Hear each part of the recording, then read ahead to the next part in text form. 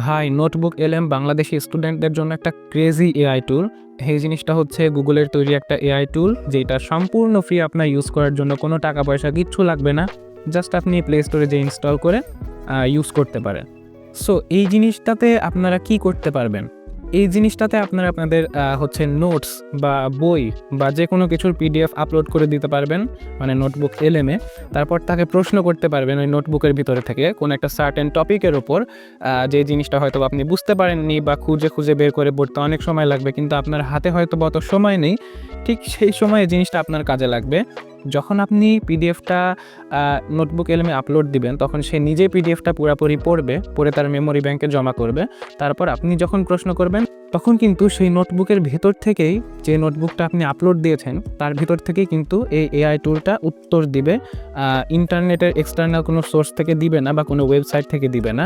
এতে করে কি হবে, আপনার একাডেমিক লাইফে যেইটুকু দরকার বা যেইটুকু আপনার নোটে বা বইয়ে বা আপনার লেভেলে যেটুকু আছে সেটুকুর উত্তরই আপনি পাচ্ছেন। এক্সটার্নাল কিছু আপনাকে পড়া লাগছে না। এখন আপনি ধরেন যে আপনি ক্লাস 9 থেকে 12 অথবা ইউনিভার্সিটির যে কোনো ইয়ারে পড়েন।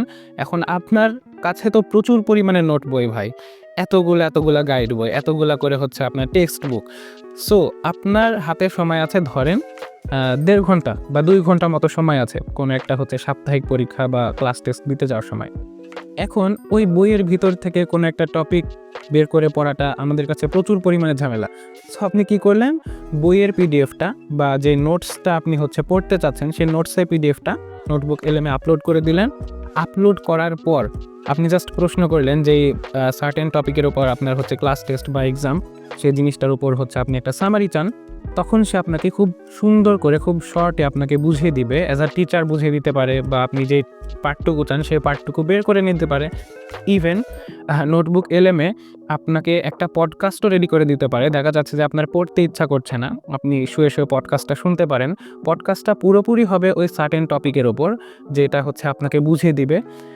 And that's it. এই জিনিসটা হচ্ছে বাংলাদেশে তেমনভাবে ইন্ট্রোডিউস না আমি যেটা দেখলাম। সো এই জিনিসটা নিয়ে ভিডিও বানানোটা ইম্পর্টেন্ট ছিল।